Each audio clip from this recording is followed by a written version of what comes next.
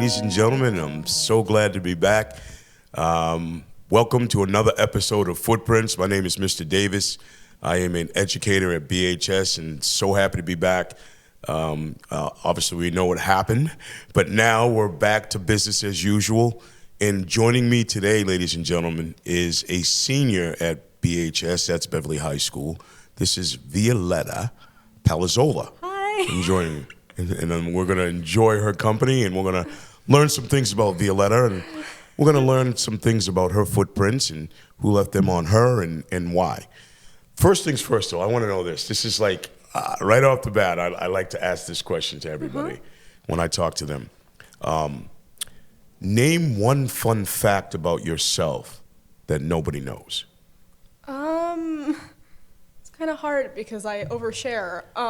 That's okay. I'm a chronic oversharer. That's all right. Do your thing. Whatever you feel is cool. We'll take. I guess I don't like to wear shoes that show my ankles, and that might be something you can figure out by like looking at me, because you look at the shoes. I always have my ankles covered. I don't know why I don't like them to show. They just, So that means you're not a beach goer. You don't go to the beach? No, huh? I don't actually. I don't enjoy the summertime. Wow. Okay, so we're going to get into that a little bit. So how is it that, Violeta, how did you come to Beverly, Mass itself? How did you get here? I was born in Gloucester. I don't remember anything about Gloucester, actually, because I was like 2 and cognitively, Okay. I didn't have that. But my parents were planning to move for like my brother and stuff, and I don't know why, it was like the schools or something, and I kind of just ended up going with him because I was 2, I had to. I just gotta go with you. So it's interesting you said Gloucester. I didn't grow up in Gloucester, but my wife grew up in Gloucester, and I've been living in Gloucester for 35 years. I have 7 kids, and everybody went to the Gloucester school system, and it's been really interesting with that, because I used to see signs for Gloucester, and I'm being like, maybe I'll go there one day, never realizing I would raise a family and be there for 35 years. How did you find Gloucester to be when you first moved there? You were little, though, right? I didn't live in Gloucester. Well, I did, but I don't remember anything really about it. My grandmother lived there, though, for a while. She had this like really nice house that eventually she sold. She got an apartment. And I remember like running around her house when I was little. It was like old, and so some things were like falling apart and stuff. Okay. She had this closet, and I would pretend it was like a spaceship or something. Really liked her place. I kind of miss it. Yeah, no doubt. Gloucester's a fun place to be, especially around Fiesta time. We'll talk a little bit about that when it comes around. Excuse me. Tell me, do you have any siblings? Well, I have mentioned my brother. You have. But Turbo's kind of a local legend in Beverly. I mean, people love him. All right. Older or younger? He is older than me. Okay. By 1 year. Okay. A lot of people think we're twins because we kind of look alike. But I am like younger than him by about 11 months. So wow. Same month, but he was born like later in the month than I was. But I was born like basically a year later. That's pretty cool. So it's like I have a son, Cameron, who's 30, and I have a son, Austin, who's 29, and they used to say they're Irish twins because they were kind of like, That's I don't know, me and my 16 brother months are. apart or whatever. They were. So tell me, what are some of the things you like to do in your free time? I enjoy writing and reading. I also really like to watch cartoons. Okay, cartoons. So Yeah. now you're talking my language. All right, so I grew up on a lot of good cartoons. Underdog, it's one of my favorite cartoons, right? Rocky and Bullwinkle, used to love them. That's old school right there. Flintstones, love the Flintstones. So I was a pretty big cartoon guy, and I loved those when I was younger. So tell me, do you have any favorites? Well, I like Billy and Mandy. Okay. I think they're really funky, for lack of a better word. That's okay. That's all right. That's all right. But and Cow and Chicken was also one that I watched a lot as a kid. Cow and Chicken. Okay, yes. I do remember that. It's kind of like Ren and Stimpy, a little bit kind of on that vein. Because my brother-in-law used to love Ren and Stimpy. That was one of his favorites. All right. Cartoons are very, very creative. Love them. And I think they're very entertaining as well. So that's a good thing. Tell me some of the things you dislike. Maybe some things that you might change if, you're like, I don't really like that. I wish I could change it. Hot weather, cigarette smoke, the smell of it specifically. Like, you can smoke fine, it's fine. I just don't like the way it smells. You said hot weather and cigarette smoke. Yeah. Yeah, well, I like the hot weather. It depends. I don't really like it. I have really thick hair, so essentially I go outside when it's hot and like my head it flattens and it's like all sticky and gross, and I don't like that feeling. Yeah, I hear you. So I've been pretty lucky. Like, I've had long hair and short hair, and now I kind of let this grow out a little bit. I've got the little mini fro going on, right? So my hair it just stays there, so I don't have to worry about humidity or anything like that. I'm pretty good with that. You know what I mean, as far as weather goes. Tell me about some of your hobbies. What do you like to do other than watching cartoons? And do you have any specific hobbies, things you like? Well, again, I like to write. You said that, yes. I have been writing for I'm trying to think of the number, but I can't put it into words, but it's been like a really long time. I actually used to hate it. My mom made me sign up for this extra class when I was in the 2nd grade because I wouldn't do my English assignments because I didn't like them. Mostly because it was you gotta write this letter to yourself or president that's dead, because half of them are that you know about at that point in time. I also enjoy studying history. I really enjoy specifically the American Revolution history-wise. I know a lot of that's local to us. Yeah, for sure. It's interesting you said that because when you're thinking about history, I always say with history, you got to know where you've been in order to know where you're going. And a lot of times, obviously, history repeats itself, right? A lot of times. Yeah. And there's always those things happening in history that give us an indication as to what's going to happen. So I really like that. Writing, do you write short stories and stuff like that, or is it just kind of like a log or a blog where you kind of a daily thing where you kind of going through your day and saying this happened to me or that happened to me? It's more fictitious because I don't really enjoy. I love talking about myself, but not when I'm on the spot. So if I did that, I'd have to pressure myself to think about it. But I enjoy writing fiction and stuff like that because I enjoy reading fiction. And I think you have to enjoy reading fiction to enjoy writing fiction, to write good fiction. No question. So your mother left a footprint on you regarding that. She said, hey, listen, this is how you're going to get your work done. You're going to now write. And so that footprint you took and decided I'm going to use that and write with it. And now you did your work with that, right? Yeah, that is true. Work. So that's a great thing. So as we go through our lives, people leave footprints on us every day, whether they, good, bad, or indifferent. We don't, we come into contact with people all the time. And your parents leave specific footprints on you, just like mine left on me. So your mother actually did that for you, and she gave you a gift by doing that. And you didn't even know it. Yeah. Right? That's one of the things, that's the beauty of footprints. It wasn't the most enjoyable thing at the time, but I grew to like it. Yeah. Oh, for sure. Well, that's what happens. You're like, it's like eating vegetables sometimes, right? You're like, I didn't really like eating vegetables. When I was a kid, I hated eating broccoli.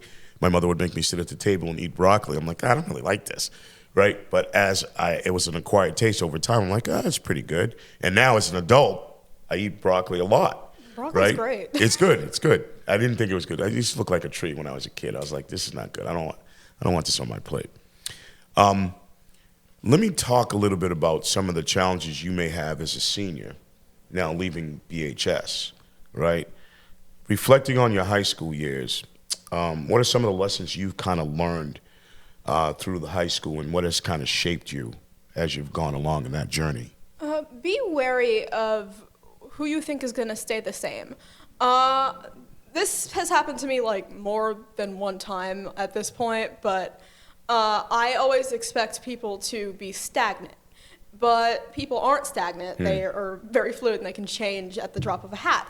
I expected my friends from elementary school to still be my friends in high school, and that didn't happen.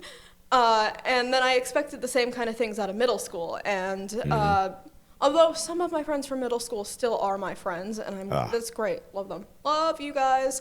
I don't know if you're even listening to this. Oh, they will. But I kind of expected them to be the same people constantly. And I had to learn the hard way, essentially, about those changes. Yeah. Well, it's funny you said that because a lot of times, your perspective on what you think people are going to be like changes over time, over the course of time, because what you just said, they kind of changed their perspective as well, right? So based on that, how has your perspective changed on education and life in general as you're about to graduate from Beverly High School? I'm a little bit more wary about what I consider true and stuff like that. I don't really know how to elaborate on it because it's not something I've ever thought about putting into words. It's just I've got to be a little bit more wary of people and what they're telling me and what I'm learning. You might have to write about it. So I was just wondering, like, your perspective on life and how it's changed and all of that.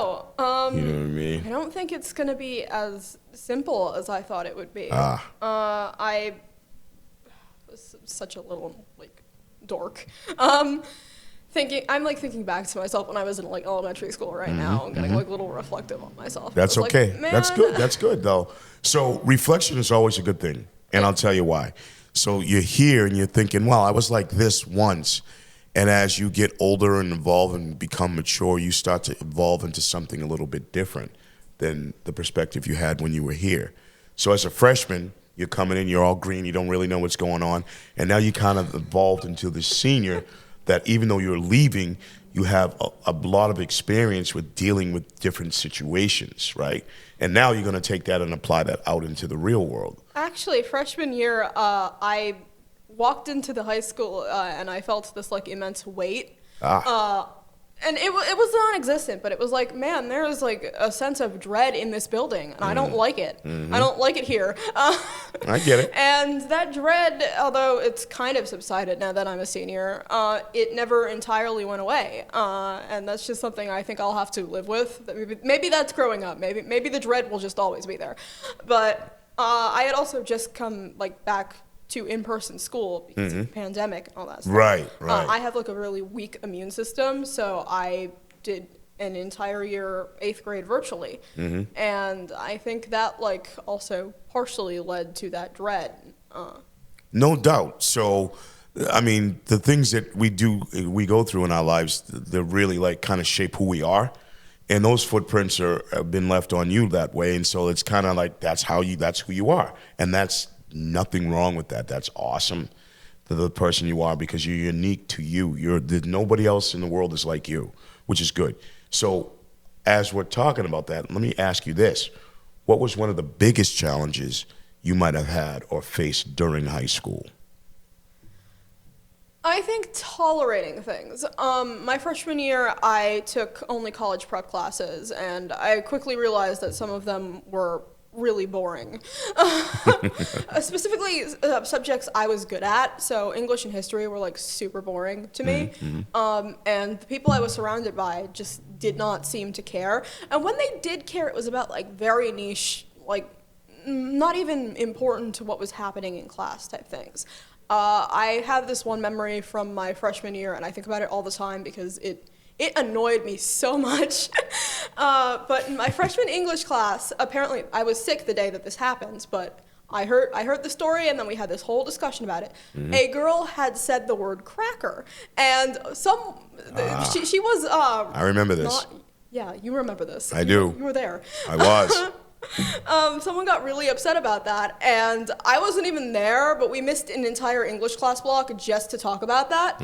And I had already finished reading George Orwell's Animal Farm, so it was I don't really care about the talking animals and their problems. Right. Good for them, I guess. They got rid of the farmer. Good for them. Good for them. It wasn't good for them. They messed it up. But we were having this conversation, and I was this is so stupid. And I think the way I acted in that conversation, because obviously I was not there for the incident, but I had my opinion on it because it was this is the one class I look forward to in my day, and you have taken this away from me. Right. You've taken my joy for the You have taken my joy moment. for the day with something that's if someone called me a racial slur and I like threw a fit about it, I was like, I probably would not be having this discussion because something I've learned throughout high school is that certain people get certain privileges, and I'm just not one of those people, and that's okay. I'm fine without my silver platter. I think I'll grow from that. So I'll tell you. So one of the biggest things that we do a good job here in Beverly of, and that's why I've been here for 5 years, is that Dr. Morgan, who's the DEI coordinator. I don't know if you know that. I do know that. Yeah, he's one of the guys that does a lot of good for the community and for our whole community in BHS and just the Beverly community in general.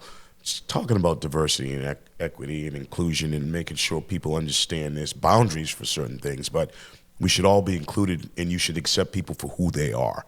That's the biggest thing I think that anybody that's leaving BHS as a graduating senior should kind of take with them. It's like the world's a huge melting pot of different people. So as you're going through your high school journey, you're going to meet a small sample of that in the high school. But as you get out into the real world, now you're going to be able to transition and use those things to your advantage, use those type of resources for sure is like one giant melting pot. Even a high school, it's not really as big now that I think about it. It's like a pond. I guess there are some big fish in that pond. Probably one of the smaller ones, you know? Oh, for sure. For sure. So now let's talk about a little bit of personal growth. So you've grown a little bit in the time you've been at BHS. But as we transition from that, let me ask you this question, looking ahead. Okay, what are you most excited about in the next chapter of your life, the next phase, like the next step, right? Are you going to college? I hope to. Okay. I was actually applying to some colleges right before this. Okay. Not going to share that for privacy reasons. That's okay. You can keep that private. But that's fine. So you're thinking of doing something, right? So who left a footprint on you regarding career, thinking like, I want to do this? I want to go ahead and do your parents influence you a little bit? I don't know what I want to do career-wise. For a while, I thought I wanted to do art. I guess that's probably because I was really into manga when I was a kid, and I still am. I'm like hyper-fixated on a series I was fixated on when I was in like the 5th grade. I probably shouldn't have been reading it as a 5th grader because I couldn't appreciate the nuances and stuff that was going on in the story. But now you recognize it, right? Now I can. So that's good. Talk about perspective. That's a good thing. The obsession is worse now that I understand the nuances. But I was recently reading a biography of the author and artist for these stories. And he's just a super cool guy. And I have to wonder about him as a person. Like, his parents didn't like him that much. They had like a favorite child and he wasn't. So he spent a lot of time like. That sounds familiar. No, I'm kidding. He had spent a lot of time reading other manga and like studying the fundamentals from that. And then eventually he like started sending his work out so that it could maybe get published. And he kept on getting turned down and turned down and turned down. And eventually he got another job and like an apartment and access to a TV. Started watching like MTV music videos and stuff like that, making some money. And he began to travel. And he immersed himself so much in fine art that formulated his style. And he's now also like getting exhibits in like the Louvre and stuff like that. He's an artist more than he is a comic artist, and I really like. It's like I wonder if something like that'll happen to me. I wanted to be into art because of him. Okay. I really loved his style, but so that footprint was left on you. You made that connection. You're like, hey, listen, maybe I might want to do something like this. That's awesome. But right? I do know right now I'm gonna go to college for English. Okay. I love literature. I love creative writing. So okay. All right. So fantastic. Right up my alley. Right up my alley. Okay, so let me ask you this question, sort of transitioning. What are you most nervous about after you graduate from BHS as you transition from being sort of a young adult where I don't really have a lot of responsibility to some who might have responsibility? So what are you most nervous about with that particular transition? Well, in being an adult and like not a child, even though I've kind of been forced to grow up a bit faster than some of my peers. I remember in like the 4th grade, this one girl was like, you should start acting mature because I hit puberty a little bit faster than some of the kids did. Okay. And from that aspect, I have to like be a woman and put on my like big girl pants. Oops. That's knock right. something over. You're good. And like I have to prepare myself for like society and stuff like that. There's like whole perception of how like a woman is supposed to be and all that lovely stuff. And I don't entirely fit into that grain. I like to think of myself as feminine enough, but like there's so many little micro things that I need to do, and I have to protect myself from people, let's say that. Like you see things on the news and it's like, oh God, that's worrisome. Yes, yes. Which is why I don't watch the news, right? At all. I don't watch the news because it's like they try to just give you the woe is me and, oh, this happened, and there's never anything good. It's never happy. Unless it's like a fireman rescuing like a cat from a tree. Oh, look at that. That's lovely. They give you that kind of thing, perspective. Global or yes. Specifically nationwide news, but you know, got a lot of nationwide news in my house, so no doubt, gotta pay attention to that. So let me ask you this question, since this is I should have thought of this earlier. What class or teacher has really kind of influenced who you are in terms of the person you've become now? Junior year, I had Honors English 11 with Miss Stacy, and I absolutely adored how she ran her class. It was like the best English class I've had throughout my entire high school career. It was like, this is heaven, this is heaven. We read parts of the book, we'll like take some notes, and then we'll just talk about it. And it's like, I love discussion of media, and even if it's like not something I picked out myself to like get into, I felt like the conversations in her class flowed really well and really naturally, and it was like, wow, this is excellent, this is great. I was probably the most annoying person ever when we read 1,000 Splendid Suns. I just had a lot to say about that book. One of my friends is reading The Kite Runner currently for leisure, and it's like, this is the most traumatic thing ever, and I was like, this is so funny. There's another book by that author that's probably more traumatic than that one. I don't know yet because I have to read that one for school and I'm kind of nervous. Yeah. But more traumatic probably. So Miss Stacy's class, huh? Yeah. So she left a footprint on you, the way her teaching style was, where you got to enjoy books, read them, and kind of digest it a little bit, and then she'd give it back to you a little bit, and you're like, oh, this is awesome. And so have you ever thought of being a teacher? I've been told by many people, including you, Mr. Davis, yes, that I would be an excellent teacher, but I just don't think, I don't know if I'd have like enough passion for it to actually stay in the career. I know it takes like a lot of love. Being a teacher is a labor of love. Yes, it because is. There's not a lot that comes like at you for it, and I just don't know if I'll be able to do that. Well, this is my labor right here of love.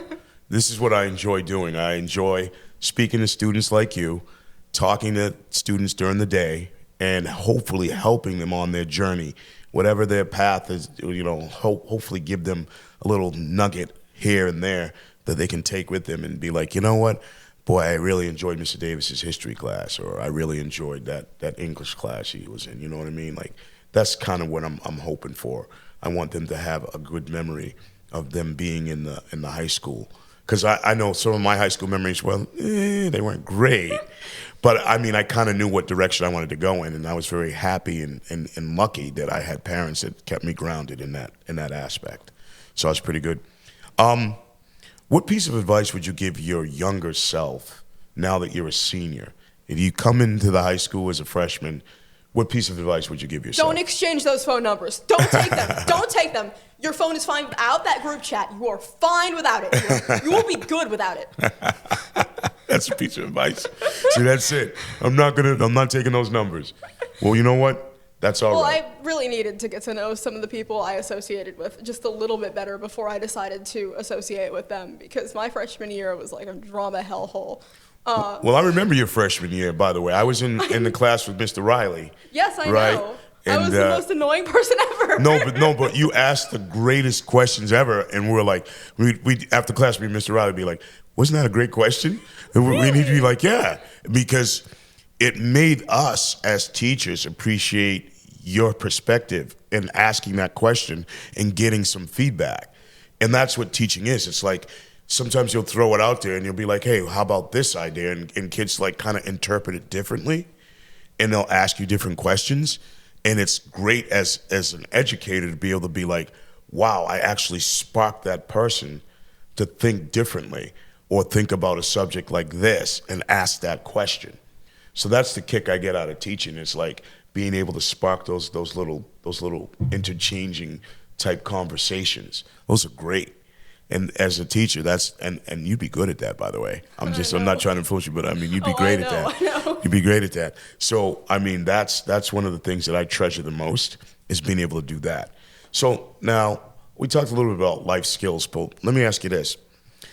What life skill do you feel is most important, right, as you prepare to kind of graduate from Beverly High School? What life skill do you think would be really important for you to have? Oh, one that I already have, or one that is important for me to like obtain in the next like few months? Okay. No, I'm just asking you. Yes. Because the question wasn't clear to me. Yes, that would be the question. So one that I need to obtain, or one that I have? One that you have, and then maybe one you might obtain. Both. Okay. Both perspectives. Probably my perception and now wariness of people. I definitely gained that through high school. I was like very naive when I first got in here. Not anymore. Okay. I love that for me. You're feeling good. I love that for you too. Believe me. And I think I'm working on this with myself already, but I'm kind of spineless, and I think having like a little bit more of a backbone will definitely help me out in the future. You can't just like say yes to everything, because eventually you're gonna like burn yourself out and explode. Well, it's funny you said that, because everybody kind of gets to that point where they're burning out a little bit. Like, they're feeling like crazy, and I got to step away a little bit. You need that me time, that away time, that time to recharge your battery. We had it for the last 3 weeks, at least I did. And I read a lot of books, just really kind of was hoping everything would get worked out the way it did, and I'm glad it did.